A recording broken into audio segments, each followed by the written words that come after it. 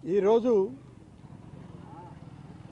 ఆంధ్రప్రదేశ్ శాసనసభ స్పీకర్ గారి కార్యాలయం నుంచి 12:30 గంటలకి స్పీకర్ గారి దగ్గర పర్సనల్ హీరింగ్ హాజరుగమ్మని చెప్పి నాకు ఒక లెటర్ పంపడం జరిగింది. సెక్రటరీ జనరల్ ఆంధ్రప్రదేశ్ అసెంబ్లీ వారు. దానిపైన మేము వచ్చాం. దీనికి ముందు మాకు ఒక 2 లేఖలు పంపడం జరిగింది. యాంటీ పార్టీ యాక్టివిటీస్లో ఉన్నారు, మీరు యాంటీ పార్టీ యాక్టివిటీస్లో ఉన్నారు కాబట్టి మిమ్మల్ని డిస్క్వాలిఫై చేయమని ప్రభుత్వ చీఫ్ విప్ అయిన ప్రసాదరాజు గారు మాకు కంప్లైంట్ ఇచ్చారు. ఆ కంప్లైంట్ మీద మేము మిమ్మల్ని పిలిచామని అడిగారు. మరి కంప్లైంట్ ఇచ్చిన వ్యక్తి కూడా ఈ విచారణలో భాగమై ఉంటే బాగుండేది.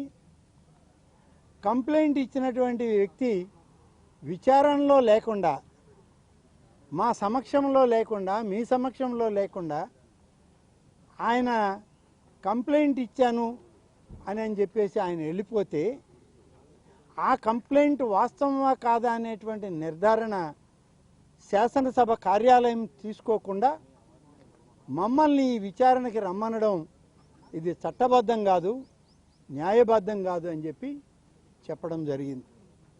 అయినా కూడా స్పీకర్ గారు వారిచ్చిన ఎక్స్ప్లెనేషన్ ఇవాళ పొద్దున్నే మమ్మల్ని కలిసి ఇచ్చేసిపోయారు. కాబట్టి మేము హీరింగ్ కంటిన్యూ చేస్తున్నాను. ఆయన ఉండాల్సిన అవసరం లేదు, ఆయన ఉండాలనే నిబంధన కూడా మీరు మాకు చెప్పడానికి వీలు కాదని చెప్పి మా యొక్క అభ్యర్థనను తోసిపుచ్చారు. సరే, తర్వాత ఆయన ఇచ్చిన కంప్లైంట్లో ఏవైతే కంప్లైంట్స్ చేశారో ఆ కంప్లైంట్లలో కొన్ని మీడియా వార్తల్ని వాళ్ళు జెరాక్స్ కాపీలు ఇవ్వడం జరిగింది. నేను స్పీకర్ గారిని కోరింది ఈ జెరాక్స్ కాపీలని మనం చట్టబద్ధంగా దీన్ని ఆమోదించడానికి వీలు కాదు, మీరు న్యాయస్థానాల్లో కూడా ఇది చెల్లకపోవచ్చు, మీరు కాబట్టి ఒరిజినల్ డాక్యుమెంట్స్ ఏవైతే ఇవాళ మీరు మాకు చెప్తున్నారో వాటి మీద అథెంటిసిటీ ఏంటి, ఆ పత్రికల యొక్క మేనేజ్మెంట్లు కానీ, పత్రికల యొక్క ఎడిటర్స్ కానీ, రిపోర్టర్స్ కానీ మేమే ఇది చేశామనేటువంటి అథెంటిసిటీ ఇచ్చారా అని చెప్పి అడిగాను. అది కూడా మేము తీసుకోవాల్సిన అవసరం లేదు, మీకు చెప్పాల్సిన పని లేదు అని చెప్పారు. అయితే కొన్ని వీడియో క్లిప్పింగ్స్ మీకు సీడీల ద్వారా పంపించాం, అవి చూసుకొని చెప్పండి అన్నారు. మీరిచ్చిన సీడీలను మేము ఓపెన్ చేయడానికి ఆ క్యాసెట్ బాక్సుల్లో పెడితే అవి ఓపెన్ అవ్వడం లేదండి. ఇది సర్వసాధారణం. ఇవాళ ఏదైనా ఒక మంచి సినిమా చూడాలని సీడీ తెచ్చుకుంటే అవి ఓపెన్ కావట్లేదు, మళ్ళీ మేము వేరే సీడీలు తెచ్చుకోవాల్సిన పరిస్థితి ఉంది. అందుకనే మేము ఒరిజినల్ క్లిప్పింగ్స్ కానీ, ఒరిజినల్ సీడీస్ కానీ ఆ యొక్క టీవీ ఛానల్స్ యొక్క మేనేజ్మెంట్లు, ఎడిటర్స్ దగ్గర నుంచి అథెంటిసిటీ తోటి మీరు పంపండి అని చెప్పి అడిగాం. అవి కూడా మేము తీసుకోవాల్సిన అవసరం లేదండి, ఇవాళ మా దగ్గర ఉన్నాయే, వీటికే మీరు సమాధానం చెప్పాలి, కానీ మేము ఎవరిని వేరే విచారణ చేయాల్సిన అవసరం లేదని చెప్పి చెప్పడం జరిగింది. తర్వాత మేము అడిగింది ఏంటంటే, ఇవన్నీ మీరు ఇచ్చారు, వీటిల్లో మాకు పూర్తిగా విశ్వాసం లేదు ఈ యొక్క డాక్యుమెంట్స్తో. కాబట్టి ఒరిజినల్ డాక్యుమెంట్స్ ఇచ్చినట్లయితే మేము పరిశీలన చేసుకొని 4 వారాల్లో మా న్యాయవాదుల ద్వారా మేము వచ్చి హాజరవుతామని చెప్పాం. అప్పుడు న్యాయవాదులను తీసుకొచ్చేంత సమయం లేదు. న్యాయవాదులను తీసుకొచ్చి చట్టాలు చెబితే వినడానికి మేము ఇక్కడ సమయం ఇవ్వడం లేదు. మీకు 3 సార్లు సమయం ఇచ్చాము. 3వసారి హీరింగ్లో మా నిర్ణయం మేము తీసుకొని మీకు వెలువరిస్తామని చెప్పి వారు చెప్పడం జరిగింది. సరే, మీరు అదే నిర్ణయానికి వచ్చినప్పుడు మేము న్యాయవాదిని పెట్టుకోవడానికి పర్మిషన్ ఇవ్వండి అని చెప్పి ఒక లెటర్ ఇచ్చాం. మేము న్యాయవాదిని ఎంటర్టైన్ చేయమన్నాం కాబట్టి మీ కాగితంతో పనేముంది అన్నారు. వాస్తవాలు రికార్డెడ్గా మేము ఒరిజినల్ డాక్యుమెంట్స్ అడిగాం, అవి ఇవ్వండి అని చెప్పి ఒక లెటర్ ఇచ్చాం. దానికి జవాబు లేదు. ఫైనల్గా మొదట ఇచ్చినటువంటి కొన్ని అభియోగాల మీద మేము ఒక మెమో ఫైల్ చేయడం జరిగింది. ఆ మెమో తీసుకొని మాకు ఇవి మీకు ముట్టినట్టు మాకు అక్నాలెడ్జ్మెంట్ ఇవ్వండి సార్ అన్నాం. అక్నాలెడ్జ్మెంట్ ఇవ్వాల్సిన అవసరం కూడా మీకు లేదు, మేము అక్నాలెడ్జ్మెంట్ ఇవ్వము అని చెప్పి గౌరవ స్పీకర్ గారు చెప్పడం జరిగింది. ఇది తప్పండి, ఇది చట్టం కాదు, రాజ్యాంగంలో ఇది పొందుపరచలేదు, రాజ్యాంగబద్ధంగా ఉన్నటువంటి స్థానంలో మీరున్నారు, చట్టపరంగా వ్యవహరించాల్సినటువంటి తమరు మేము మీకు ఒక పేపర్ ఇస్తే ఆ పేపర్కి అక్నాలెడ్జ్మెంటు మీ ఆఫీస్ ఇవ్వాలి, ఇవ్వము అని అనడం ఇది న్యాయం కాదండి, ఇది రాజ్యాంగ విరుద్ధము, మీరున్న స్థానానికే ఇది మరి చిన్న చూపు చూసిన విధంగా ఉంటుంది అని చెప్పి కొంతసేపు వారితోటి వాదించిన తర్వాత ఆయన సెక్రటరీ జనరల్ ఉన్నారు. దాదాపుగా రాజ్యసభలో 40 సంవత్సరాలు పనిచేసి అక్కడ రిటైర్ అయ్యి అక్కడ ఎక్స్టెన్షన్ తీసుకొని 2 ఏళ్ళు పనిచేసి ఇప్పుడు ఆంధ్రప్రదేశ్ శాసనసభకి చట్టాలు న్యాయాలు తయారు చేయడానికి ఇక్కడికి వచ్చారు ఆయన. ఏమండి, మిమ్మల్ని అడుగుతున్నా, మీరు రాజ్యసభలో ఒక పేపర్ ఇస్తే అక్నాలెడ్జ్మెంట్ ఇవ్వరా మీ ఎంపీలకి? రాజ్యసభలో ఉపరాష్ట్రపతి గారికి మీ చైర్మన్ గారికి కాగితం ఇస్తే అక్నాలెడ్జ్మెంట్ ఇవ్వలేదా మీరు ఎప్పుడు అని అంటే ఆయన తల ఇట్లా ఇట్లా ఊపుతూ, ఆయన ఊపడం మరి ఇచ్చినామనా ఇలేదనా మీరు కరెక్ట్గా చెప్పండి, నాకు తెలియాలి కదా, మీ భావం ఏమిటో నాకు అర్థం కావడం లేదని చెప్పారు. దాని మీద స్పీకర్ గారు కొంచెం ఆయన చెవిలో మాట్లాడుకున్నారు. ఇస్తాంలేండి మీకు అక్నాలెడ్జ్మెంటు, ఇప్పటికిప్పుడు ఇవ్వాలంటే ఎట్లా అన్నారు. మళ్ళీ రిసీవ్డ్ కాపీ అని చెప్పి సంతకం పెట్టడానికి ఎంత టైం పడుతుంది సార్? మీరు నాతో ఇంతసేపు మాకు సమయం ఇచ్చారు, రిసీవ్డ్ కాపీ అని చెప్పడానికి ఎంత సమయం పడుతుంది, అది కూడా ఇవ్వమంటే ఎట్లా అని అన్న తర్వాత చివరిగా స్పీకర్ గారు మరి ఇద్దరు చెవుల్లో ఏం మాట్లాడుకున్నారో నాకు వినపడలేదు, కానీ ఇస్తారులేండి అన్నాడు.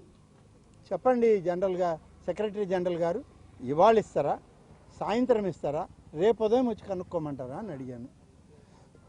మరీ అంత తొందర పెడితే ఎట్టా, ఇస్తామన్న తర్వాత కూడా నీకు మరీ ఎక్కువ తొందరగా ఉంది అన్నాడు. సరేనయ్యా, నాకు ఇవాళ వద్దు, రేపు ఉదయం వద్దు, స్పీడ్ పోస్టులు అయినా నాకు రేపు ఎల్లుండి లోపల చేరేటట్టు పంపించగలరా అని సెక్రటరీ జనరల్ని, స్పీకర్ గారి చేంబర్లో ఉన్నటువంటి ఇతర సెక్రటరీని, అసిస్టెంట్ సెక్రటరీని వాళ్ళని అడిగితే సార్ పంపిస్తాము స్పీకర్ గారు చెప్పారు కదా. అప్పుడు నాకు కొంచెం ముందు జరిగిన దాంట్లో కొంచెం వ్యత్యాసం ఉండడంతో స్పీకర్ గారిని కొంచెం ఒత్తిడి చేసి అడిగా, సార్ మళ్ళా చెప్పండి నాకు అర్థమయ్యేటట్టు, వాళ్ళ భాష చూస్తే వాళ్ళ భాష నాకు అర్థం కావడం లేదు, వాళ్ళు ఏదో ఢిల్లీ భాష మాట్లాడుతున్నారు, మీరు కొంచెం మళ్ళీ చెప్పండి నాకు అర్థమయ్యే భాషలో అని అడిగా. పంపిస్తారు వాళ్ళు, పంపించండి, అక్నాలెడ్జ్మెంట్ తప్పేం లేదు, పంపించండి అన్నారు. కాబట్టి స్పీకర్ గారి ఆదేశం అయింది, పంపించమని మా అందరి సమక్షంలో చెప్పారు కాబట్టి మీరు పంపించండి అక్నాలెడ్జ్మెంట్ అని చెప్పి నేను సెక్రటరీ జనరల్ గారిని కోరడం జరిగింది. ఇవాళ పరిస్థితి, ఈ విచారణ ఇవంతా కూడా చూస్తే ఇది ఒక ప్రహసనంగానే ఉంది. నేను స్పీకర్ గారిని అడిగింది, స్పీకర్ గారు 40 సంవత్సరాలుగా శాసనసభలో మీరు నేను సభ్యులుగా పనిచేస్తున్నాం. మనకు ఎన్నో ప్రెసిడెన్సెస్ ఉన్నాయి, ఎన్నో ఆలోచనలు ఉన్నాయి. గతంలో జరిగినటువంటి ఎందరో మహానుభావులు పెద్దలు వీటి మీద ఇచ్చినటువంటి నిర్ణయాలు ఉన్నాయి. అవన్నీ ఒకసారి మీరు క్రోడీకరించి చూడండి. మీకు ముందున్నటువంటి అనేక మంది స్పీకర్లు ఎన్ని సందర్భాల్లో ఎన్ని సమయాలు ఇచ్చారో, ఎంతెంత సమయం కేటాయించారో సభ్యులకి, అవన్నీ కూడా పరిశీలన చేయండి.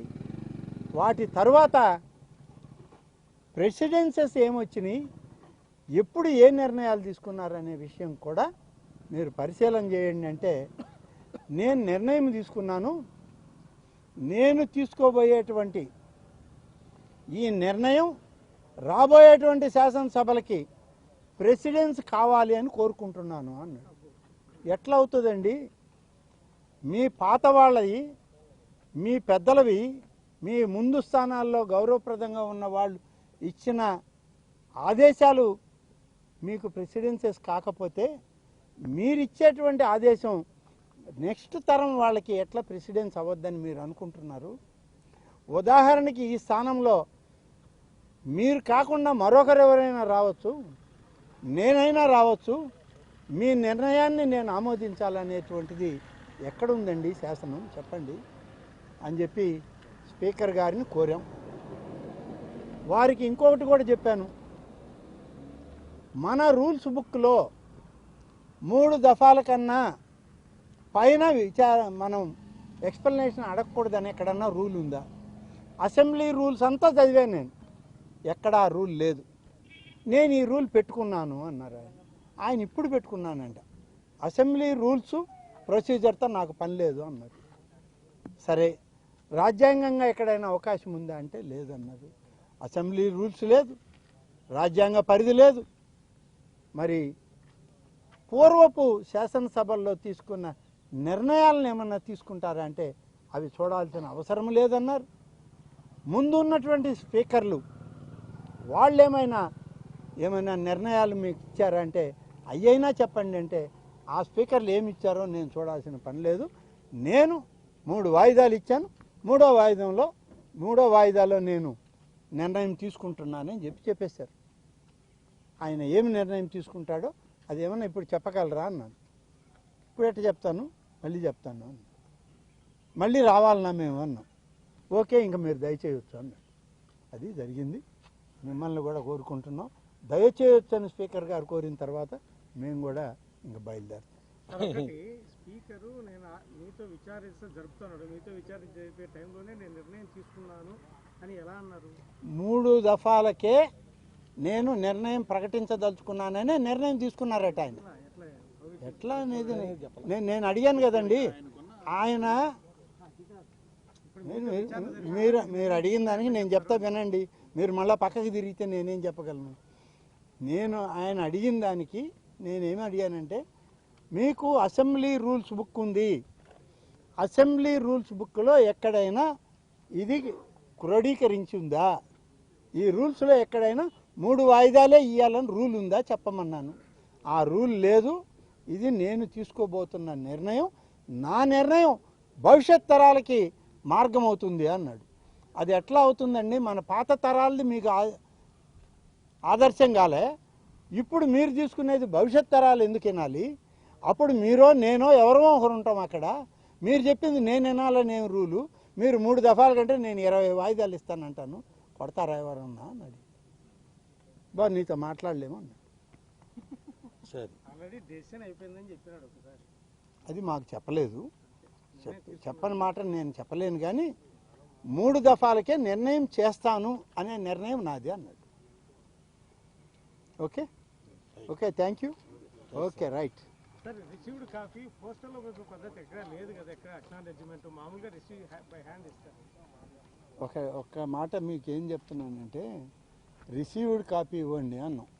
నాకే ఇచ్చిన తర్వాత నా మీద నమ్మకం లేదా, రిసీవ్డ్ కాపీ ఎందుకు మీకు అన్నాడు ఆయన. అట్లా కాదులేండి, ఏదైనా ఒక ఆఫీస్ ప్రొసీజర్ ఇది. మీరు సీతారాంగా లేరు ఇక్కడ, ఏపీ అసెంబ్లీ స్పీకర్గా ఉన్నారు కాబట్టి మీ ఆఫీస్ చేయాల్సిన పని, ఇది మీరు చేయాల్సిన పని కాదు, కాబట్టి రిసీవ్డ్ కాపీ ఇవ్వండి మాకు అని అడిగాం. అప్పుడు కొంచెం ఆయన ఈయన కొంచెం చెవుల్లో మాట్లాడుకున్నారు. ఆ చెవుల్లో ఏం మాట్లాడుకున్నారో తెలియదు, కానీ ఫైనల్గా ఇస్తాం పోండి అన్నాడు. ఎప్పుడు ఈ రోజా రేపా అన్న. ఈ రోజా రేపా అని మీరు హడావుడి చేస్తే ఎట్టండి అన్నాడు. మీరు హడావుడిగా మమ్మల్ని ఇంత దూరం పిలిపించినప్పుడు కాగితం తీసుకోవడానికి హడావుడి అంటే ఎట్టండి అన్నాడు. సరే మీరు ఇవ్వలే, మా చేతికి ఇవ్వడం మీకు ఏమైనా ఇబ్బంది అయితే స్పీడ్ పోస్టులు అన్న పంపిండి అని చెప్పి, సరేనండి ఎట్లా ఒకటి చేస్తాంలే పోండి, ఇస్తాం మీకు అన్నాడు. చూస్తాం, రేపు వచ్చి సెక్రటరీ జనరల్ని అడుగుతాం. రిసీవ్డ్ కాపీకి సంతకానికి 24 గంటలు మన సెక్రటరీ జనరల్కి సరిపోదేమో, రేపు ఒకసారి మళ్ళీ వచ్చి ఆయన కలిసి మాట్లాడిపోతాం. Thank you. శివుడు కాకు డెసిషన్ ఒకేసారి అయిపోతాయి.